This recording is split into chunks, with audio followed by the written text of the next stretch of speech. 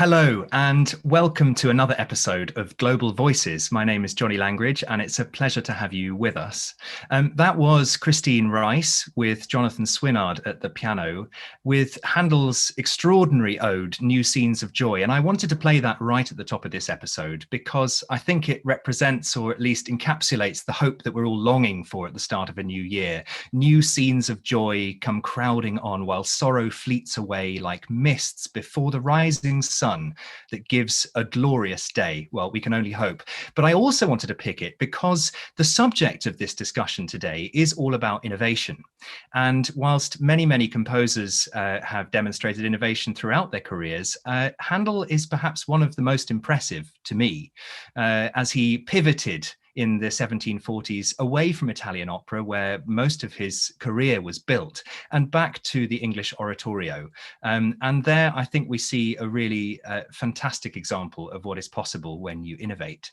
So the series that we have here with Global Voices is intended not to look at necessarily the situation we find ourselves in today, rather to gather people from across the globe whose inspiration we draw and whose interpretation of the musical canon we really rely on as audience members to see whether, even though perhaps they can't perform for us right now, we are able to garner some insight into what makes them tick and how they've approached their careers. So I'm very excited that this time we have with us a wonderful panel of speakers: Hugh Humphreys from the Barbican Centre, where he's head of music in London, Louisa Muller, director in Vienna, and Amalia Hall, concertmaster of Orchestra Wellington in New Zealand. Hello, everybody.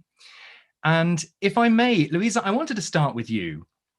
In your process as a director, I imagine that you have to start thinking about exactly what you're going to do at every given point, way before you meet any of the team, and certainly before you've been in that particular theatre.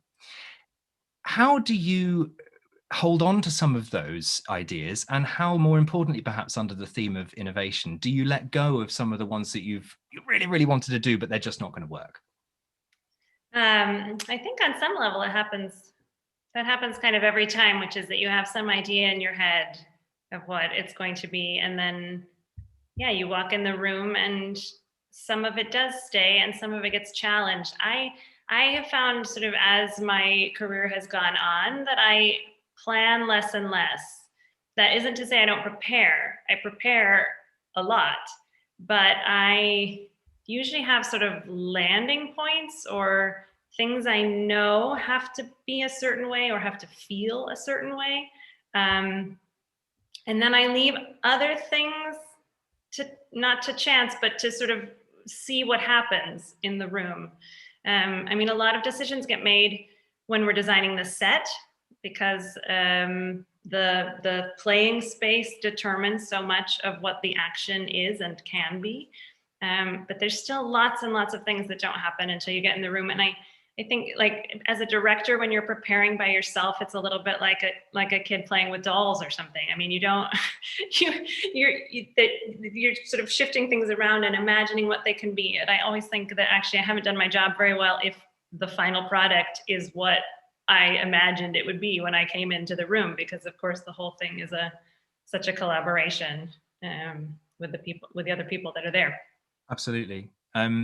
Amalia, as both a soloist but also a concertmaster of an orchestra, I was thinking in preparation for this discussion, when you're approaching practice, I imagine you practice a lot more than I do in my job. When things aren't quite going your way, or they're not going in, or technically it's just not fitting under the fingers, how do you innovate? How do you approach that differently? Well, I actually really love to see practice as problem solving, because it is about isolating the things that don't work and finding a new way to do them. So often it can just be getting stuck in a rut as well. And it's so important to keep challenging ourselves with that. And it's the real purpose of practice, is to keep getting to the next level and to keep improving something. And sometimes it just takes going from the opposite approach. So if I'm having trouble getting the depth of tone I want, then I'll just go to an extreme and make it really, make my arm really relaxed and just really crunch into the string almost, and then slowly release bit by bit until I get to the level I want. And it's quite exciting actually to feel that sense of, right, now I've achieved what I want to once you get there. And so, of course, sometimes there's a lot of tedious monotony of repetition and practice, which is also very important. But that also is somewhat cathartic. So it's all about just allowing the process to happen. But definitely the focus on being creative in the practice process is hugely valuable and can have a really, really massive impact in a short time. So I think in that way, if practice is done in a really innovative and focused and creative manner, it doesn't have to be 9 hours a day. It can be, much less. I mean, of course, tailored to the individual. But I think the fruits that can be reaped from creative process practicing are really amazing. Hugh, perhaps unfairly, I'm going to throw you that question. How do you get over the tedious monotony? It's funny what you're saying about practice, Johnny, because I kind of just thought about that question and think actually every season that we work on is actually practicing for the next one, and you're just always feeling that what we're doing is developing, changing, incrementally changing normally. But the concert going tradition is such a sort of standardized form that it's most fun when you're pushing at that, where you're being a bit disruptive, where you're being a bit chaotic, or where whether you're transplanting the experience into a wholly different space.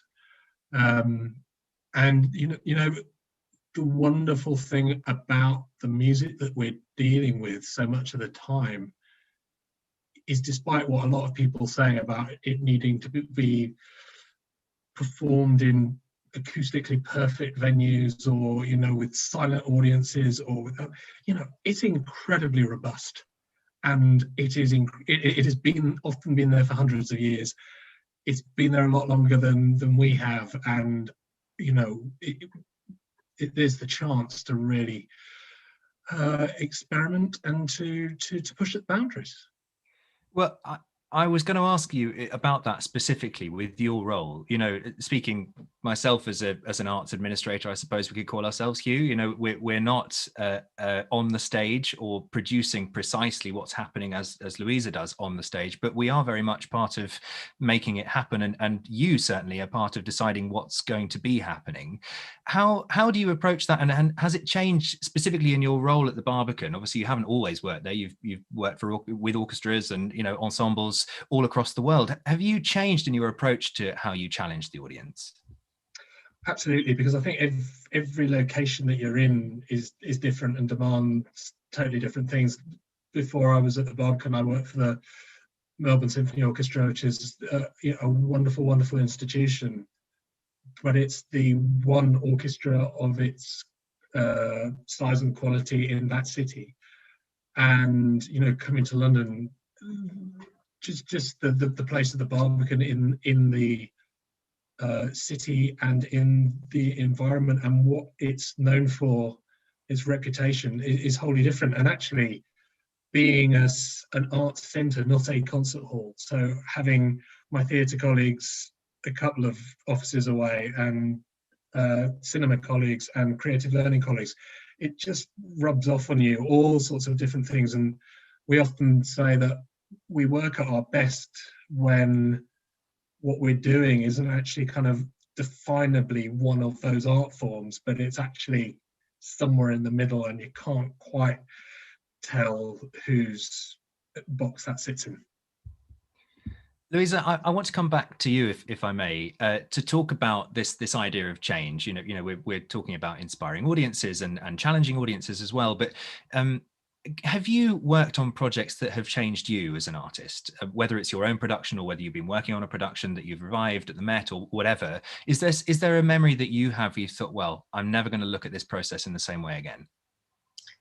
Absolutely. Actually, one of the last things that I worked on before the pandemic was with Phelan McDermott on his now iconic production of Akhenaten, which I worked on at the Met. Of course, it was also in London and in LA, but one of the things that I had seen previously that I think just in the audience that I think had really sort of moved me and changed me and made me think about what the whole art form could be had been his production of Satyagraha. And so I was so thrilled to be working on it. I think thinking mostly about the product, less than the process of just sort of just getting to be in the room and seeing this thing that was so incredible. I had already seen Akhenaten in London and just thought it was just, I don't know, stunning. And but the way he works is completely different to any opera rehearsal room I'd ever been in. He is, I mean, collaborative to the max. It's the most open process. He sort of developed a lot of systems in order to make the process. I don't know, it's a warm room is the best way I can say. It's the warm room, which was, I think, always had been my goal anyway, because I think like a real atmosphere of trust and openness is so vital to making the best art. But I think that like the going through that process with him has made me really think about how I want to approach everything I do from now on, honestly. And I haven't had very many opportunities to try it out, but when they come back, I'm really thrilled to work in the way that I learned from him. Yeah, it's an extraordinary production. I saw it at ENO, and in fact saw you while you were working at the Met, but I unfortunately didn't overlap to see it there. Amalia, I just want to talk to you about a project that you shared with me a couple of days ago. Perhaps you can tell us a little bit about it. It's called Stark, but there's a backstory, right? Yes. So Stark is a violin concerto by this amazing New Zealand composer called Claire Cowan.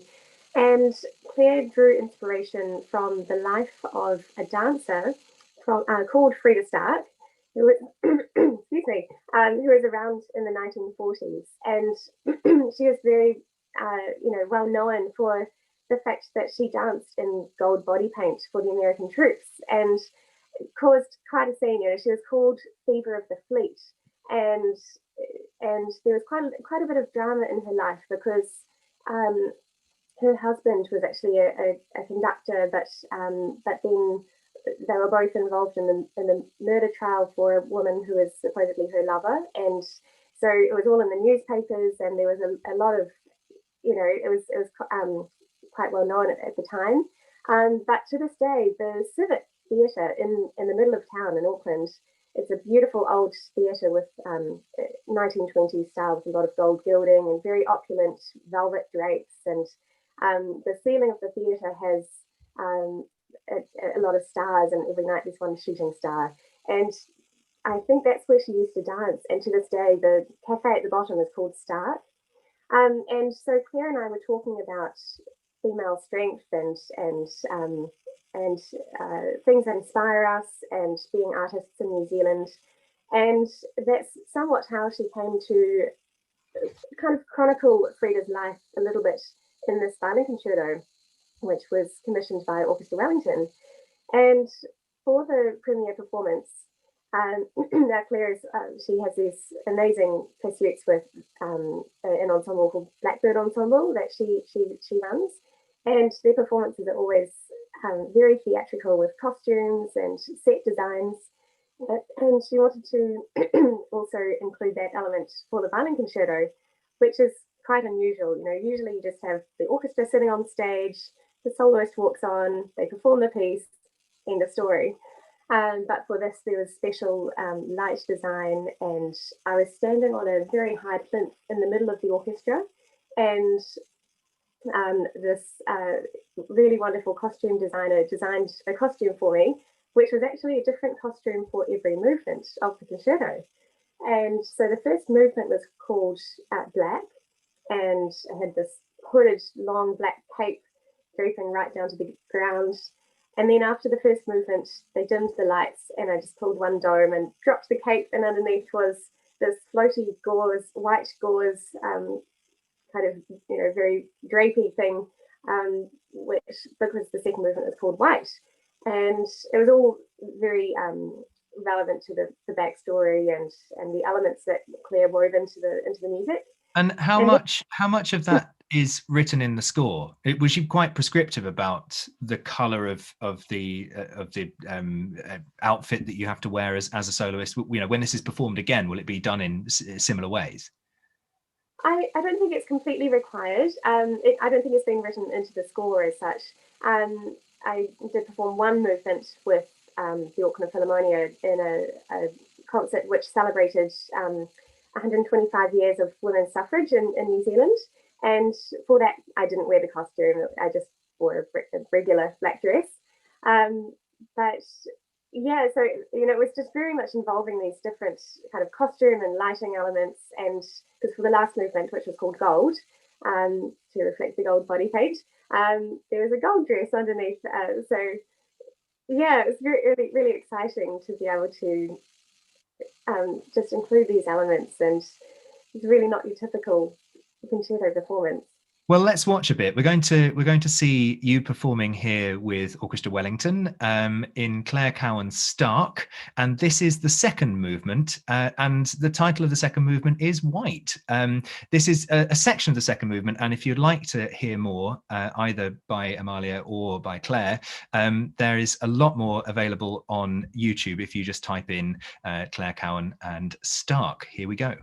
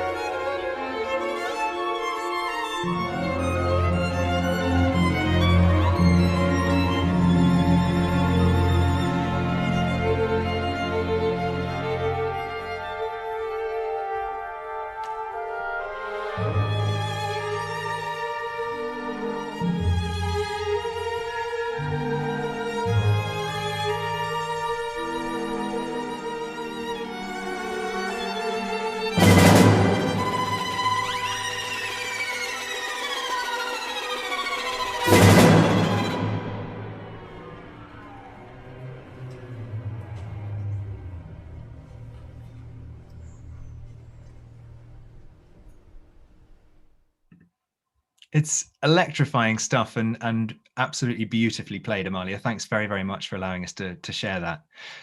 Hugh, I wonder if I could talk to you for a moment about programming, and specifically now that we've just seen some contemporary work there, how much of your strategy and probably your interest as well is about championing new work? Yeah, I mean, it's new work, but also older work in new environments, new interpretations. And a kind of healthy mix of the two, Johnny, I think. But yeah, it's something that's reinterpreting pieces is just as important for us. What about reinterpreting visually? Because, you know, so often we think of, I know that the Barbican isn't just a concert platform work, there's a lot of visual work that happens as well, but thinking about orchestras on a concert platform is quite a traditional image, but there we see something that's much more visual, even than an orchestral performance, which of course is 50-50 visual and audio. Do you think about how to use the space in that way?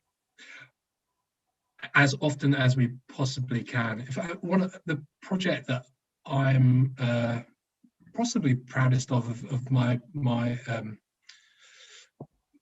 certainly my time at the Barbican, but probably my career actually, as a project I developed with a company called 59 Productions, who are a projection mapping company, and they've done a lot of projection mapping onto screens or onto buildings. But we developed this idea of actually projection mapping onto a really ugly traffic tunnel that is just outside the Barbican Concert Hall called the Beach Street Tunnel, and projection mapping onto it 360 so that people were actually literally enveloped in projections. And we took a piece by Esa-Pekka Salonen that had been performed recently in the hall, took that recording, re-edited it, and then developed this project, which in the end 17,000 people saw across a weekend, which was just so gratifying because 500 people had seen the actual performance. But taking this piece, this extraordinary piece, out of its concert hall environment and into actually, you know, a totally non-traditional environment, brought a whole new audience and a whole new life to the piece, which was just incredibly emotional to see. That sounds incredible. I'm sorry I didn't see that. Actually, that was incredible. That sounds amazing. Louisa, talking about, you know, innovating to impact the audience, innovating to I suppose change an audience's position on something or a viewpoint on a particular piece or a particular topic. You know, there you can sometimes push it too far, I imagine. And I've certainly seen some productions where you think, oh, that's an interesting take on that. Do you concern yourself at all with that when you're coming up with a brave new concept? Do you think, oh, that might be a bit far? I don't know. I think as long as you sort of keep grounding yourself in the material itself, that you're unlikely to take it too far. I think the things that I have seen that have felt so wild has just felt like somebody forgot which piece they were doing. They somehow just decided a story that they wanted to tell and found some opera that sort of could fit underneath that story. And that is never as interesting to me as, I guess, trying to sort of illuminate something that's there actually, or unwrap something that is already there. I mean, for me, you know, when I'm preparing something, I think a lot of my energy is spent making sure I'm not seeing anything else that's been done with that piece before. I think isn't that like a lovely thing about doing new work? But certainly with the things that are in our consciousness, it's hard. I think it can be hard to know sort of what input you're remembering, and trying to sort of clear away any preconceptions is actually, I think, where the real innovation comes. Because it's so easy with things that have a long performance history to just sort of fall into something that seems obvious when you actually look what's there. It wouldn't have to be, it could be something different. Yeah. And Amalia, you know, talking about particularly, you know, seeing a way of new interpretation and making sure that there is integrity with the music.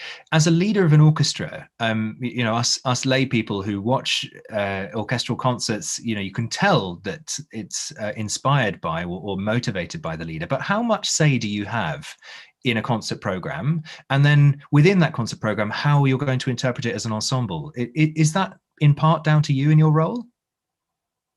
Well, I'm really lucky that the music director, Mark, today is always very open to me speaking to the section or to the entire string section actually in rehearsals.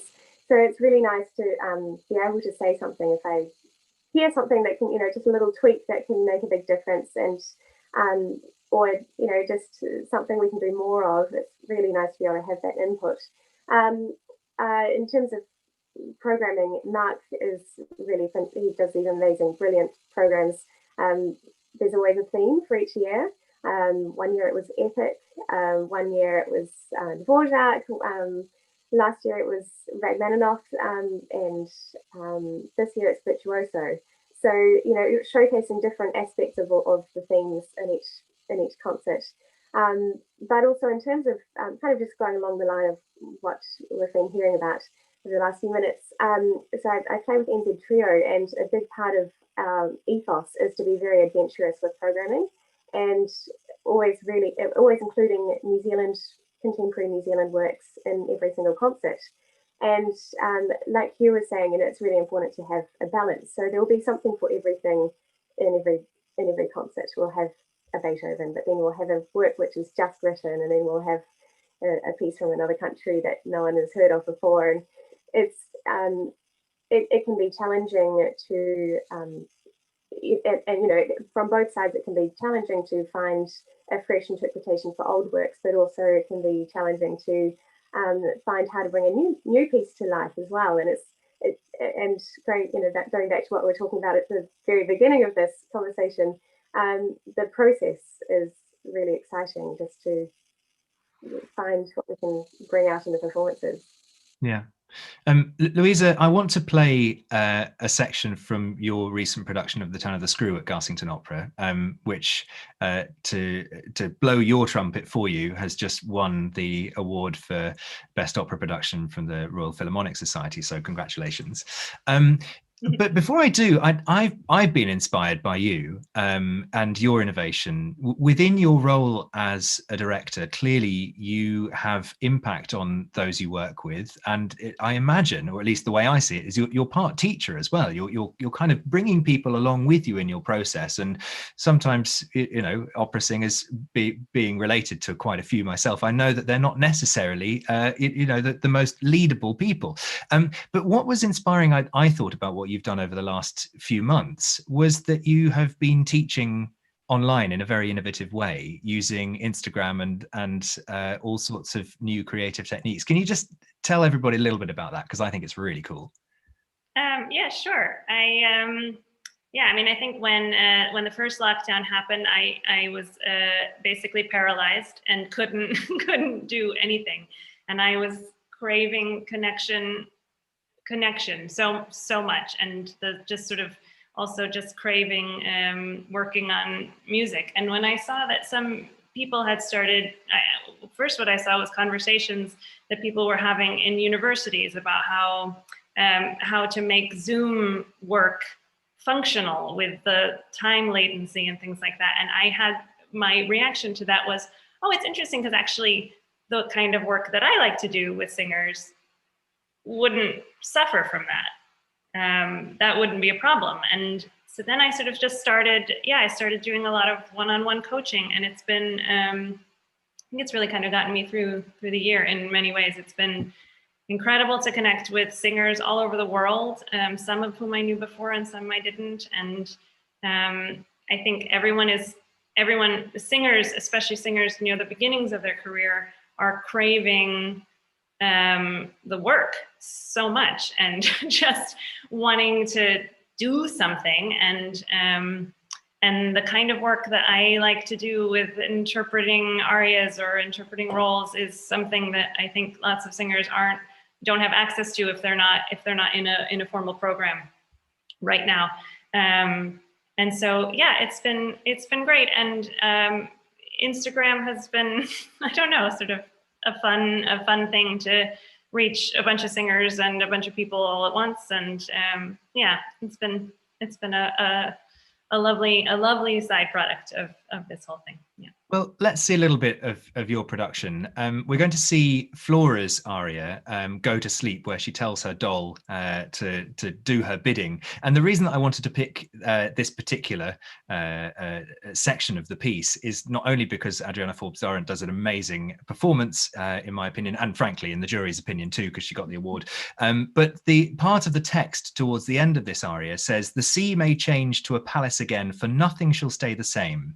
And I do think that, you know, if we liken that to our present situation, we might all go to sleep and wake up with this all changed. So perhaps a slightly tangential link, but one that I think is worthy anyway. So here we are. This is Louisa's production from 2019 of The Turn of the Screw at Garsington Opera.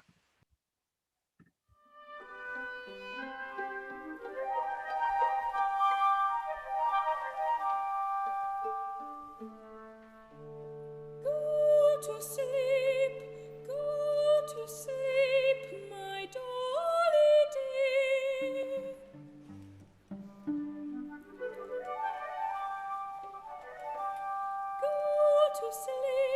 Go to sleep. Sing to her dear, dolly must sleep wherever you choose. Dolly must sleep wherever I choose. Today by the dead salt sea, tomorrow her waxen lids may close on the plains of Muscovy.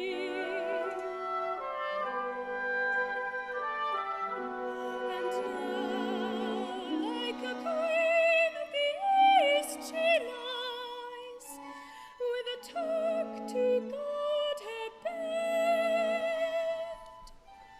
But next, when her short-lived daylight dies, she's a shepherdess instead.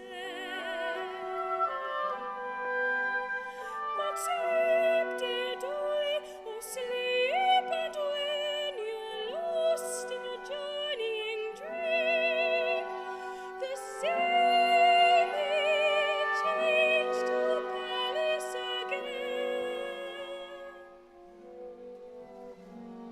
For nothing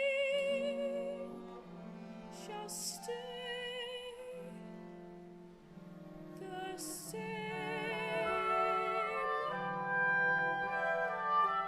That's right, my darling.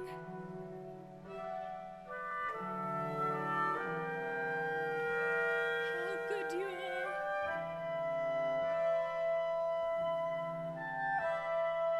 Go to sleep.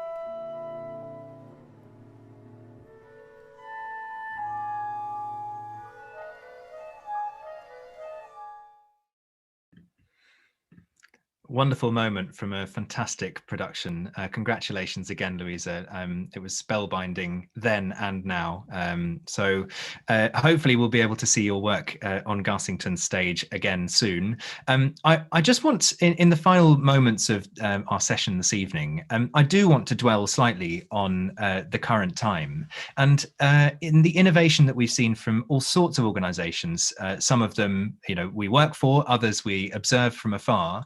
And I just wanted to ask Hugh, has there been anything that you've seen that perhaps as purists here, we think, oh, you know, you have to be in the room to really experience art, and, you know, it can't be echt if you're not there. Is there anything that's moved you unexpectedly? Actually, it's interesting. We at the Barbican, we went through a kind of process of thinking, how do we continue to communicate with our audiences, but at the same time, how do we kind of make what we do robust? So robust to the changing situation, robust to tier 2, tier 3, tier 4. And until lockdown hit again, we were working with a series of programs that we were live streaming and having audiences as large as we could.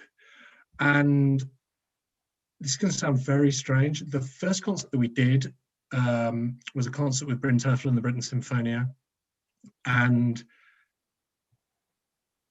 I watched all of these concerts through. I was sat in my office listening rather than in the hall, just because that was how the majority of the audience were listening to the concert, viewing the concert. And I felt that was the way I should be doing that too. But bizarrely, it was the sound of applause. It was just, you can hear music being made in an empty concert hall, and that's a beautiful thing, and it's remarkable. But it was actually just the sound of the music hitting the audience and the audience responding. And it left me in tears, because it was just simply, it was the give and take that makes every great performance. That, it's live for a reason, because that audience is there and that audience is giving. And it really was. It was an incredibly emotional occasion. Amalia, I want to ask you, partly because you're on the other side of the world to us three, even though we're not all in the same location, and also the situation that you find yourself in the outside world is perhaps a little bit different to that we're facing. So New Zealand, slightly different to the UK, certainly, and also to Austria. Looking at stuff online, as I imagine you've had access to from all of your colleagues across the globe, has there been anything that's particularly struck you as innovative and different?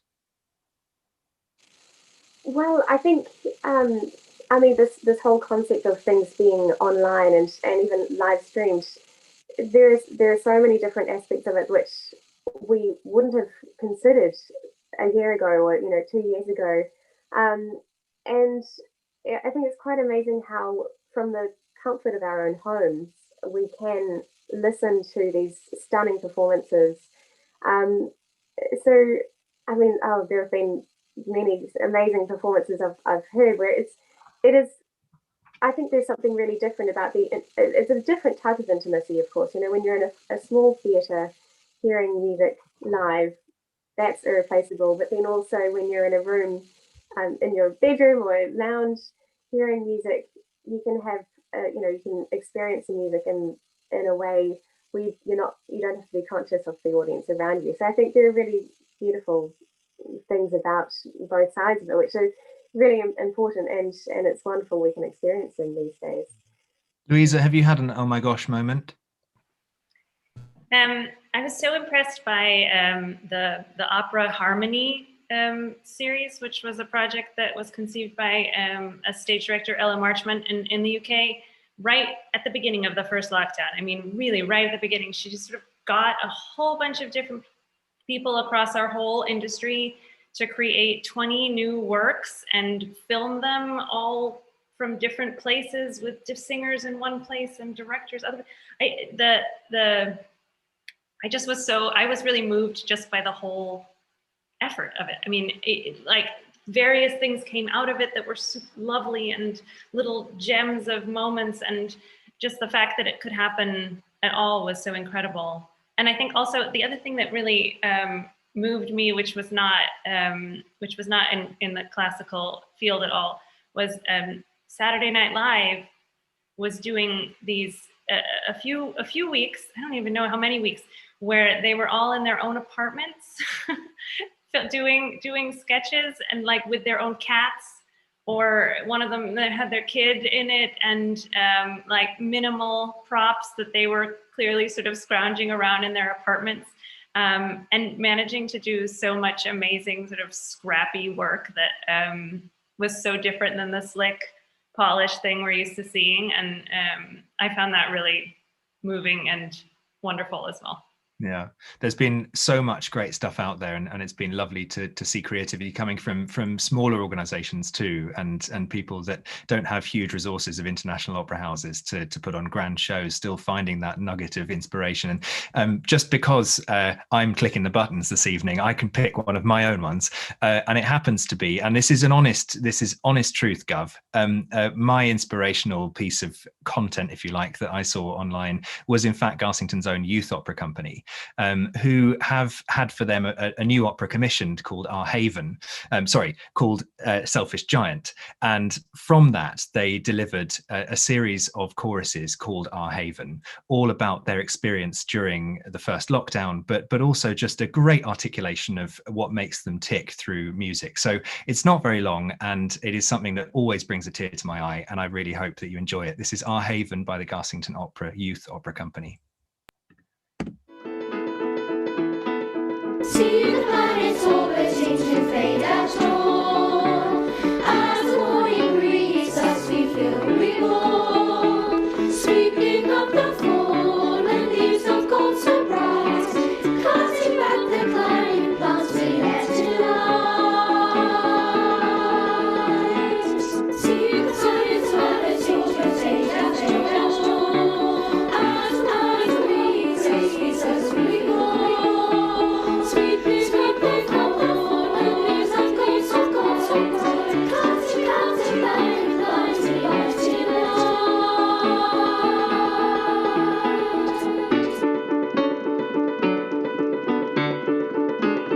See the planets orbit change to fade at dawn. As the morning greets us, we reborn.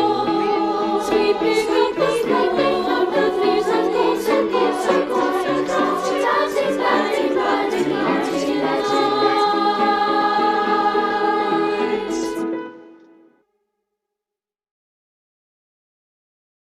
This is my first production at Garsington, and I had one actual rehearsal before lockdown, and then I had digital rehearsals. So I didn't really feel connected because I didn't have any friends there. But I did have one, but he wasn't on the digital rehearsals. So then I had to get into the routine, gather friends, and feel connected. And now I feel connected. This is the first time we're ever doing this, and it's interesting, and we can see everybody. We're not together, but we're still together. Being able to do what we love even if we're like stuck inside. I like that we're able to see other people even during this virus, and then that we can actually we can still be doing what we like a lot.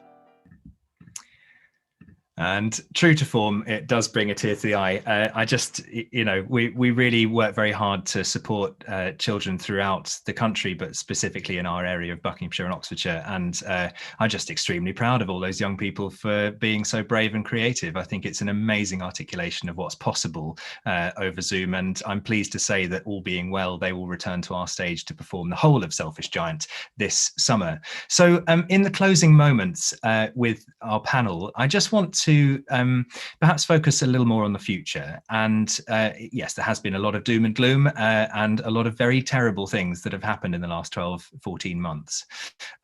But as artists, as creatives, we do tend to look for the positives, and we do tend to look for things that we can carry forward as, opportunities for the future. And Amalia, I wondered, from your perspective, you're back in the concert hall, you're performing pretty much to capacity audiences. Are there things that you have kept that you experienced during the 2 lockdowns you experienced? Oh, definitely. I mean, it's such a vivid difference from being in lockdown and then being back on the concert stage. And I think it really has given us a new appreciation for live performance of any kind.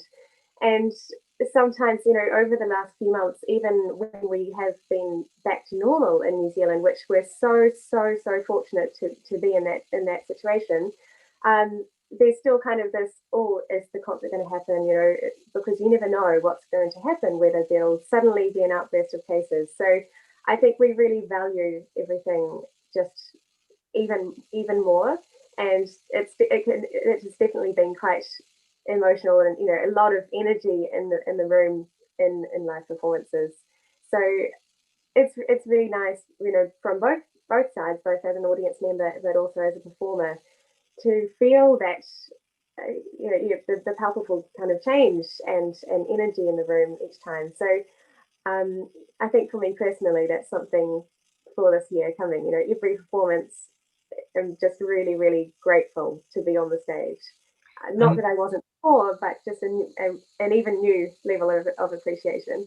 Yeah, well, hopefully we'll all be able to come over and support you at a concert very soon, and we'll be on that plane, train, or, well, I suppose not train actually, boat, as soon as it's possible. Louisa, what about you? Is there something that you're going to look back on this time and think, actually, I learned that then, and I'm going to carry it forward in my career? Yeah, I mean, on my optimistic days, I hope that it's going to lead to some, I don't know, greater risk-taking, artistic risk-taking, I should say. And just bold choices, because I think it's become abundantly clear that all the things we thought we were really in control of, we are not. And I certainly think I am still learning, but trying to come to terms just sort of with what is, and that I can take that into my work actually, and sort of that idea of sort of that everything has to be perfectly set up in order to create something has clearly been blown wide open. And so now we're just gonna go forward, I think, and make things. That's my hope. Yeah. Can't wait. Again, I probably could make it to you on a train, so I'll be on a train to see whatever you're producing next. And Hugh, for you, I imagine you're planning, lots and lots of things way in advance. How far are you looking at the moment? Well, that's the really exciting thing, Johnny, is we're just not at the moment. We're normally, you're on this cycle of planning performance. You're thinking a long time ahead, and suddenly we have to go. We're dealing with a blank sheet of paper, and that blank sheet and that diary page, if you like, is the next 3 months. That's scary as hell, but also that is so exciting, because you're not dealing with your commitments to this, that, and the other, or you're just dealing with creating an extraordinary program for the moment, in the moment. And so much has changed in the last year. It's not just about the pandemic. We know our budgets are going to be dramatically affected. We know, our relationship with the continent has changed. The Black Lives Matter movement, everything. What's actually kind of really exciting is the whole thing has been thrown up in the air, and we know because our audiences have grasped onto our art form as quickly as they could when things reopened, and how things are reinterpreted in that new world. It's clear that our responsibility is going to be even greater than it was previously, and that is an awesome responsibility, but incredibly exciting as well. I couldn't agree more, and what a wonderful way to end a discussion about innovation, adapting and change. I'm very grateful to each of you for taking the time to talk, and I hope that this in some way will inspire innovation in what you're doing tomorrow, next month, next year, and in the next decade. But for now, I'd just like to say thank you again to Louisa, to Hugh and Amalia. It's great to see you, and more strength to your elbow in everything that you're doing. And for those watching online, thank you very, very much for joining us. And thank you for sticking with us through what has been a difficult time, but has been made all the more palatable because of the support and the enthusiasm and encouragement that we've received from our audience. Garsington Opera is planning the 2021 season and very much looking forward to performing to our audience again in our beautiful theatre. But for now, it's just thank you from me and good night from us all, to stay safe and hopefully in future have fun. Thank you. Bye-bye.